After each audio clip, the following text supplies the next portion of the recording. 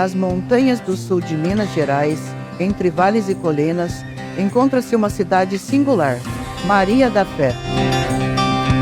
Com suas ruas tranquilas e paisagens fascinantes, Maria da Fé é um refúgio de serenidade e tradição. Mas por trás de tudo isso, há uma história rica e cativante que remonta ao final do século XIX.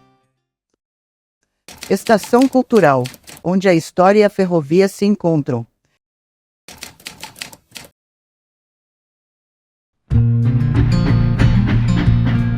Falar da linha do trem é falar justamente do desenvolvimento da nossa cidade.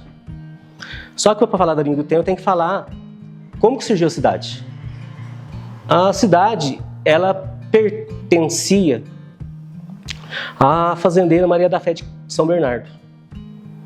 E aqui, nessa região, era a fazenda dela, a fazenda nova, que ela herdou dos pais delas.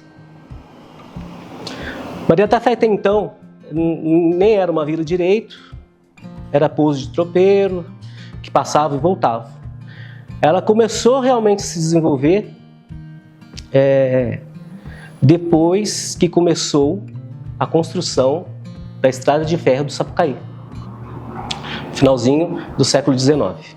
Ela foi criada por determinação do governo para unir os 3 estados do Sudeste, Minas, Rio e São Paulo. Começou tudo, a jogada era fazer o seguinte, ligar Minas Gerais a São Paulo pela estrada de ferro da Mogiana, lá da região de Campinas, Bragança, aquela região. E do estado do Rio ia ser ligada pelo sul de Minas, passando por essas cidades do sul de Minas, começando em Ouro Fino, indo até Passa Quatro. Em Passa Quatro descia até Cruzeiro, em Cruzeiro pegava um outro trem da Central do Brasil, ou ia para São Paulo ou ia para o Rio. Então ela foi criada com esse intuito de unir os 3 estados, né, para facilitar transporte, comércio, para dar impulso à economia da região. Então a importância da ferrovia em si era um desejo da região do sul de Minas aqui, porque aqui em Minas é grande produtor de café, leite, então todo o transporte de mercadorias das zonas rurais, das fazendas, basicamente era feito por tropas, a gente vê muito falar de tropeiro, carros de boi, burros com suas cangalhas, e era um desejo.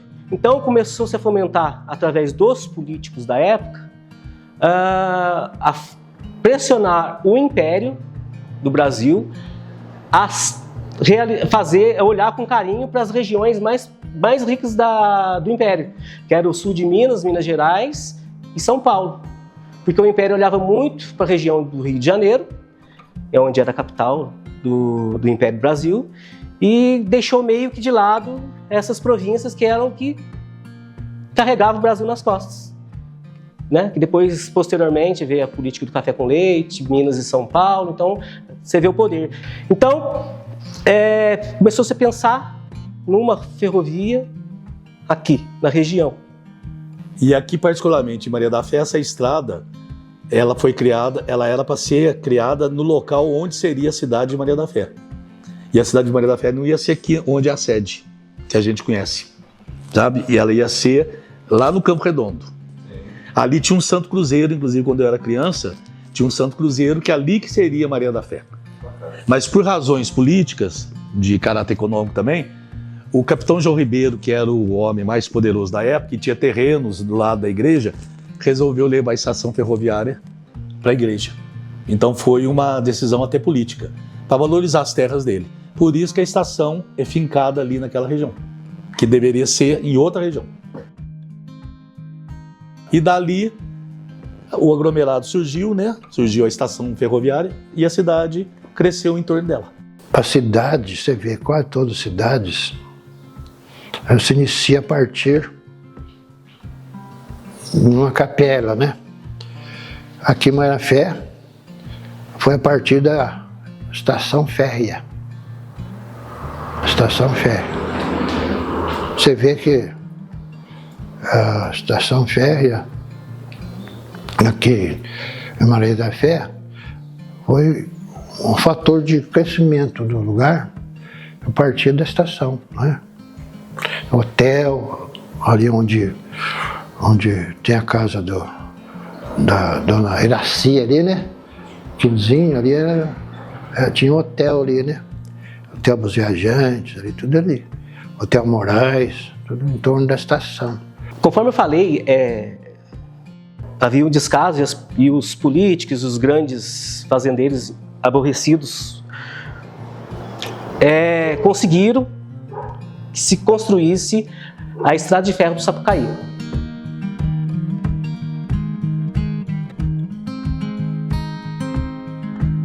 Com isso, levantou-se os custos e os locais onde passariam a linha de trem, e de maneira que, devido ao relevo da região do sul de Minas, eles tiveram que economizar com a distância de trilhos, percurso muito sinuoso da linha de trem, a largura da bitola. O que é isso, largura da bitola? A largura é a distância entre um trilho e o outro. E começou-se a construção, e 2 políticos da região foram muito importantes para que isso acontecesse. Um era o Dr. Chuma, que era um comendador de Itajubá, que depois tornou-se político de renome, e também o Dr. Silvestre Dias Ferraz Júnior de Cristina, que era um grande fazendeiro, e ele, com a sua força, junto com o Dr. Chuma de Itajubá, definiram que a estrada de trem passaria em Cristina, Maria da Fé e Itajubá. Pensava-se que a primeira opção seria de São Lourenço passar por Pedralva, mas justo esses 2 políticos da região que fez com que a linha de trem do Sapucaí passasse por Cristina, Maria da Fé e Itajubá.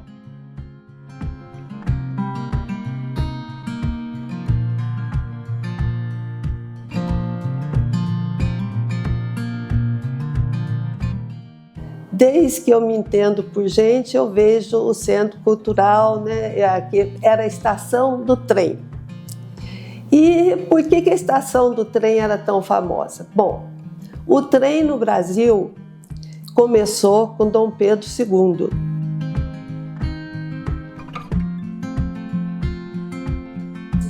E ele e o Barão de Mauá construíram o primeiro trecho aí da estrada de ferro, né? Que começou na Inglaterra com a Revolução Industrial, com a máquina a vapor. Então, aí colocou aqui no Brasil. E foi colocando, foi fazendo. Em 15 de junho de 1886, a Lei Mineira aprovou a construção da estrada de ferro do Sapucaí. Em 1889, foi a inauguração. E para a inauguração vieram vários políticos, até o vice-presidente da província de Minas Gerais estava na inauguração da estrada de ferro do Sapucaí, que foi um marco importante para o desenvolvimento da região, pois através dela, como eu disse anteriormente, poderia se fluir com maior facilidade os produtos da nossa região, como café, leite e alimentos.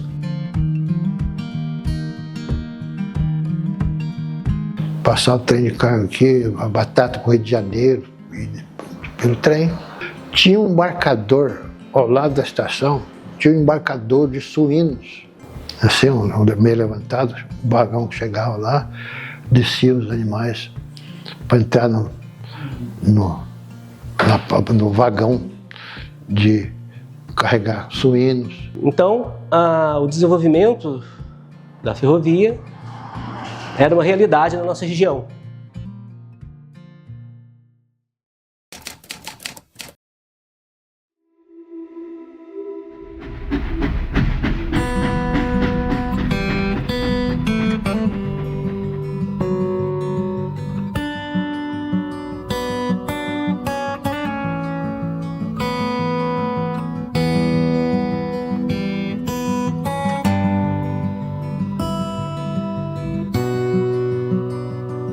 Eu conheci a estação bem, eu viajava no trem. A nossa alegria era viajar para São Lourenço. Pegava o trem 6 horas da manhã aqui e ia parar em São Lourenço. Aliás, o trem acordava a cidade. Ele passava todo dia 6 horas da manhã. 6 da manhã. E apitava, tocava, todo mundo já acordava para ir para a escola. Era o nosso relógio, né? E nas férias ou feriados, a gente pegava o trem para ir para São Lourenço. Aí passava o dia todinho em São Lourenço, à tarde voltava. Agora, a grande curiosidade que tem, que vocês não pegaram, era o trem noturno que vinha de São Lourenço para Itajubá, trazendo a estudantada no domingo, que era o retorno das aulas. É um ano barato. Ia todo mundo para a estação para ver o trem passar. Porque aí vinha o trem abarrotado de gente, de estudante, era uma novidade para todo mundo.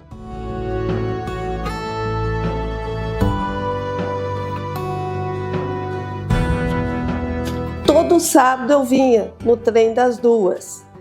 Aí eu vinha no trem, a moçada vinha, toda moçada que estudava lá de sexta para sábado, tinha que dormir lá para ir na escola sábado cedo, eles vinham de trem também. Só que quando eu vinha apreciando a paisagem, sentadinha, quietinha, né? E tudo bem, já era lindo, porque passear por esse caminho Pedrão ali é uma coisa linda, a paisagem. E o trem vinha devagarinho, a gente via observando tudo e às vezes eu vinha lendo também. Ele passava aqui em Maria Fé às 6 horas. Está na hora de levantar. Chegava aqui. Era uma rotina gostosa, né?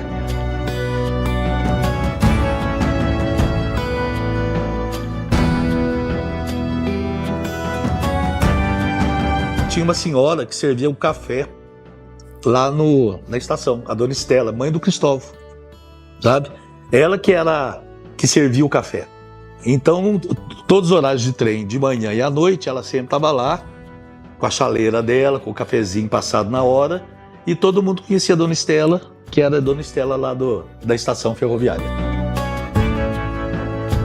Mas aí eu fui conversar com a minha irmã mais velha, né? E a minha irmã falou, Sônia, voltar de trem era uma farra, que era uma delícia.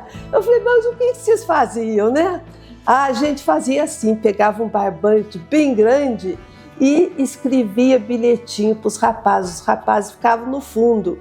Aí a gente segurava o barbante, o vento tocava, o barbante ia voando para lá onde os rapazes estavam.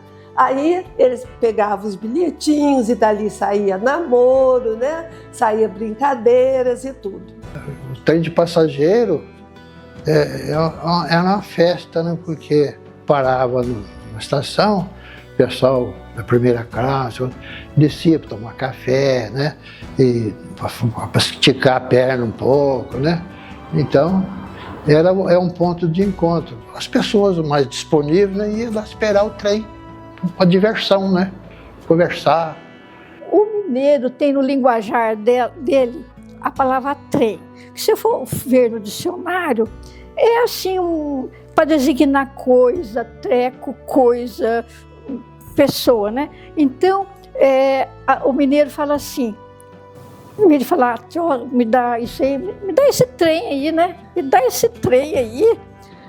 Então, trem de cozinha, trem disso, trem daquilo, mas ficou, isso aí é do mineiro. Né? O trem, quer dizer que o trem foi embora, mas a palavra trem ficou aqui conosco. Caminhantes de partida, nesse trem-bala que é a vida, convido vocês a pensar. Somos fugitivos errantes, residência temporária, um parêntese a limitar. O destino sem trilhos é uma vida sem propósitos. O desafio é encontrar identidade, caridade, autossacrifício, elevação, estações a elucidar. Ser ou não ser, para quê e não por quê. O que emana de você, você tem que perguntar. Agora é seguir os trilhos, plantando flores no caminho, esperar e respirar. E como a locomotiva 225, seu legado será eterno e coberto de amor fraterno, não me canso de admirar.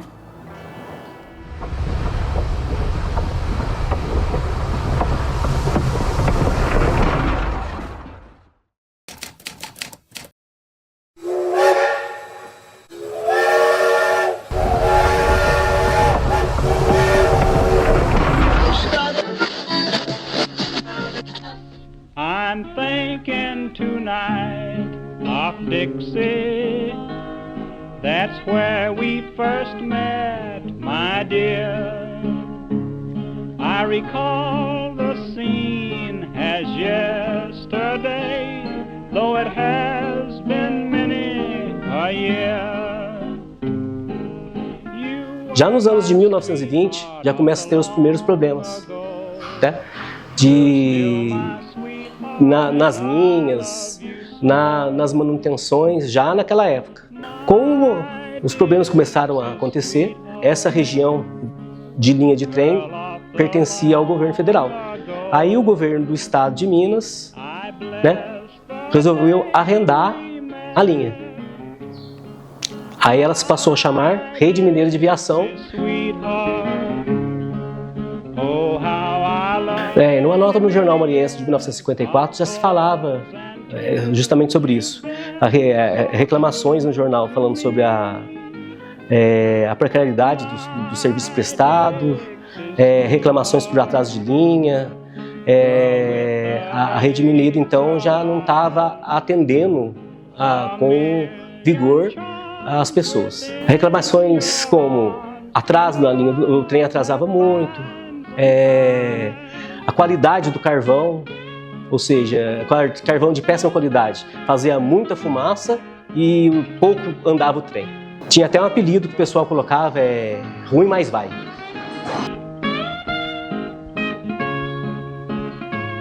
You've been all that I hoped you'd be. Quando veio Getúlio Vargas, que começou a pensar assim, vamos fazer rodovia, né? Veio aquela história de petróleo, aquela febre, aí pronto, foram esquecendo a malha ferroviária e foram se dedicando a abrir rodovias. Foi se preocupando em colocar indústria de carro.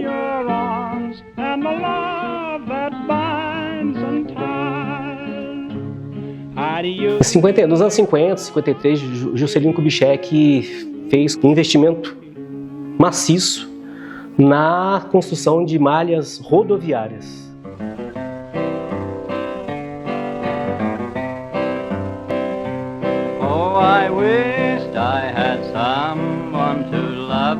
A ascensão, o advento e a ascensão do automóvel no Brasil começou a crescer. E, pareado a isso, a utilização das malhas ferroviárias começou a se diminuir.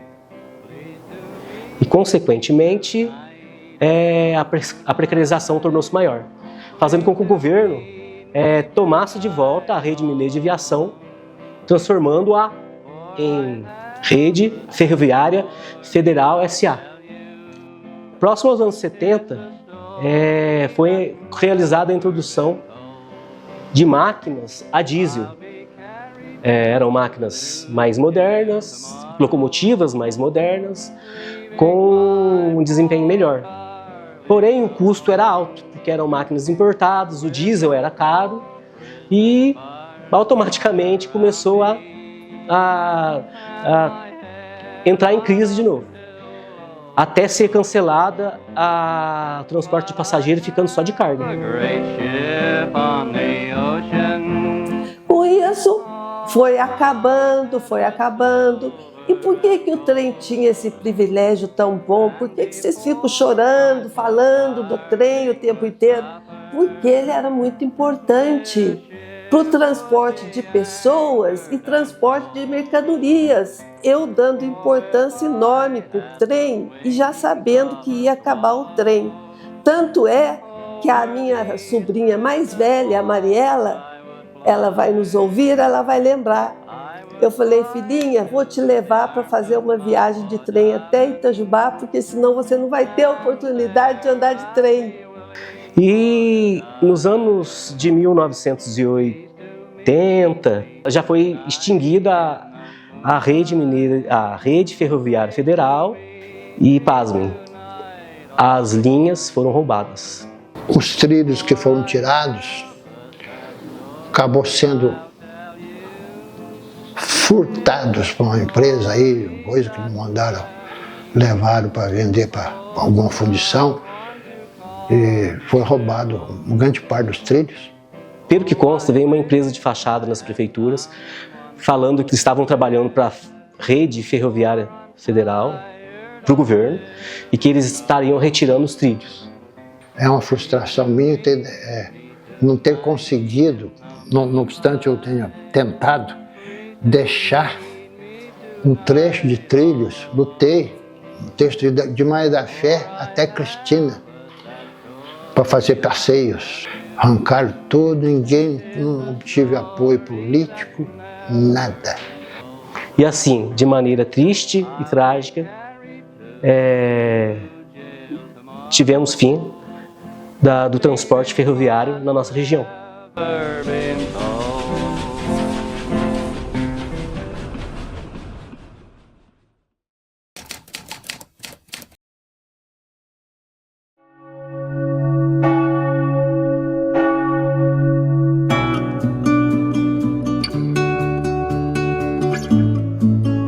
A estação, hoje um patrimônio local e centro cultural, foi o coração pulsante que trouxe vida e progresso para a região.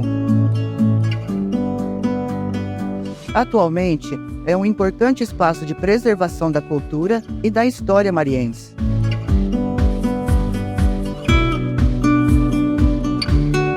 Bom, o Centro Cultural hoje é um espaço que ele tem um conteúdo histórico, né, bem interessante, né? A gente tem aqui dispostos imóveis e ali no mezanino a história de Maria da Fé, uma árvore genealógica que foi construída lá em 93 pela dona Filomena, professora, historiadora, junto com a dona Lourdinha. Depois disso a gente ampliou, através de uma parceria institucional com a UFMG, essa árvore genealógica para mais de 1.400 nomes da descendência de Maria da Fé.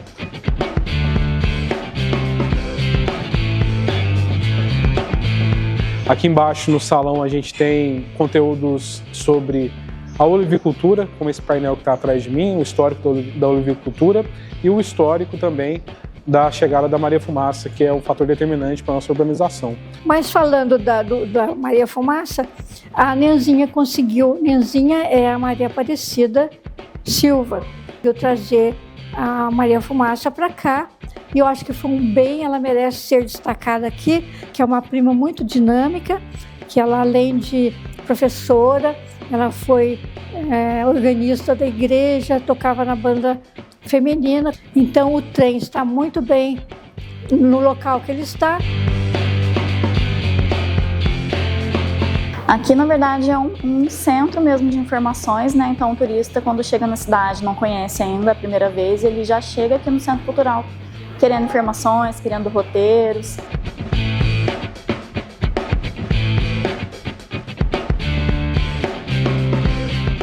A gente recebe também grupos de turistas, né, que vêm dos guias da região.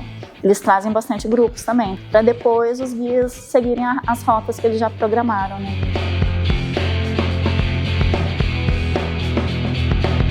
O Centro Cultural hoje ele é um espaço muito social, né? Ele é um espaço bem utilizado para vários viés. A gente tem aqui apresentações de saraus, a gente tem exposições fotográficas, a gente tem eventos das outras secretarias.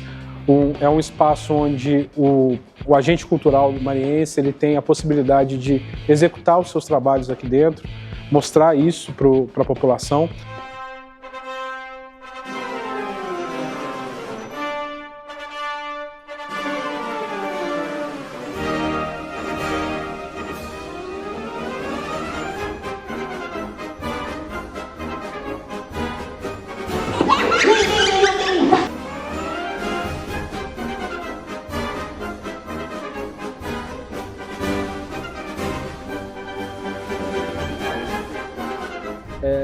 espaço ele promove que o artista ele se mantenha sempre em contato com outros artistas e assim ele possa cultivar e desenvolver a sua arte enquanto artista, levando a comunidade, trazendo a comunidade e ampliando o repertório cultural das pessoas. A gente entende que quanto mais a pessoa tem um repertório cultural vasto, mais desenvolvimento social tem naquela pessoa.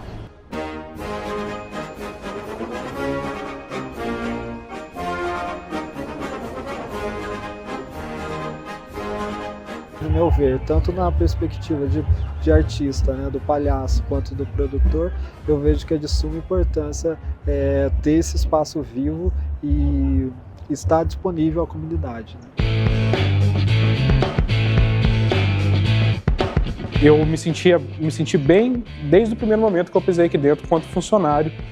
E a partir disso eu me vi como um protetor, um detentor, uma pessoa que pode promover a nossa história de modo seguro, de proteger o patrimônio que a gente tem aqui, de conseguir aprimorar alguns aspectos do Centro Cultural para que o Centro Cultural seja de fato um espaço democrático, seja um espaço seguro para que o visitante venha conhecer um pouco da nossa história.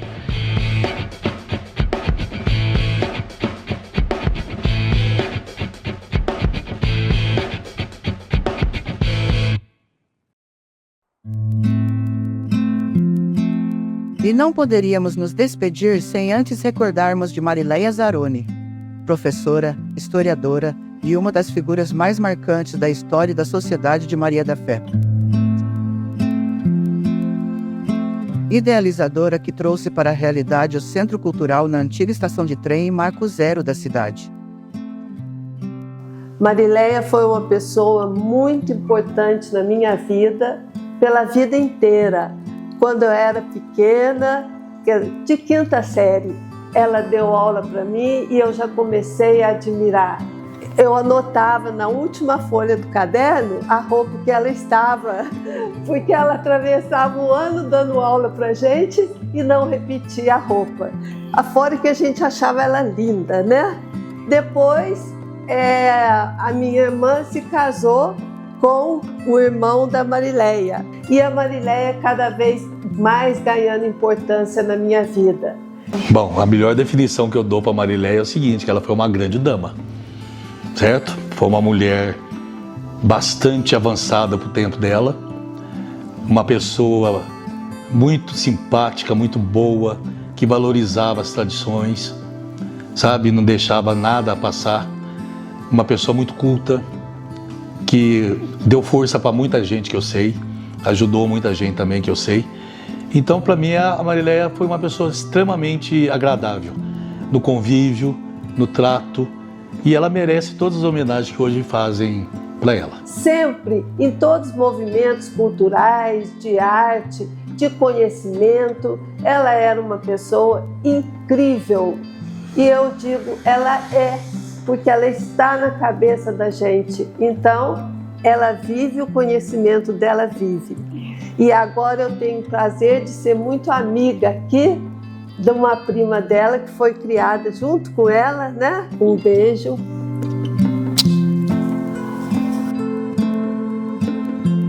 A gente fica emocionada,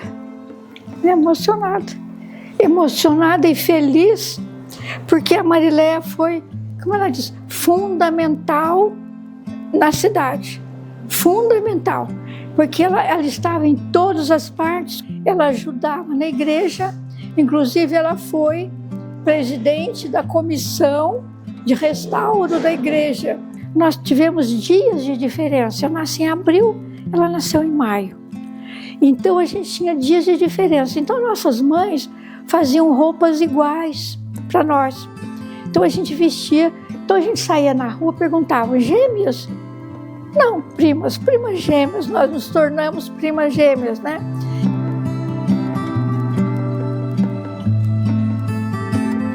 A gente tinha um primo que era gerente do Banco Real em Nova York. E a Maria Aparecida, irmã desse primo, vamos, Marileia, até Nova York, para a gente aproveitar que o Raimundo está lá, né? Ela falou, não, eu não quero ir para Nova York, eu quero ir para a Europa. A Europa é mais interessante, a gente pode aproveitar mais. Mas a prima convenceu e ela acabou indo para os Estados Unidos, onde ela conheceu o marido, que ela veio se casar com ele. Ela se casou, morou lá algum tempo. Quando ela ficou grávida do filho do Tony, ela veio para o Brasil. Então até tem um poema que eu vou pedir permissão para ler, que eu fiz exatamente para ela, dessa época que ela estava decidindo e ela decidiu por ficar aqui. Então o poema chama Da Metrópole para a Montanha, né? Então é como se ela estivesse falando, deixei metrópoles, megalópolis e nem quero mais a Acrópole. Agora escolhi e fico entre as montanhas, lendo e decifrando o código das nuvens, num céu especialíssimo de Maria da Fé, que divide e espalha beleza para todos. Esse céu me resgata, me protege e cura, e é responsável pela minha alegria. Sou persistente, alegre e lutadora desde o meu avô. Descubro que sou viciada na essência das montanhas. Estou ensaiando a beleza e suas circunstâncias para passar aos meus queridos netos. Quero saber do estado de graça e da busca da graça. E eu vou me recompor.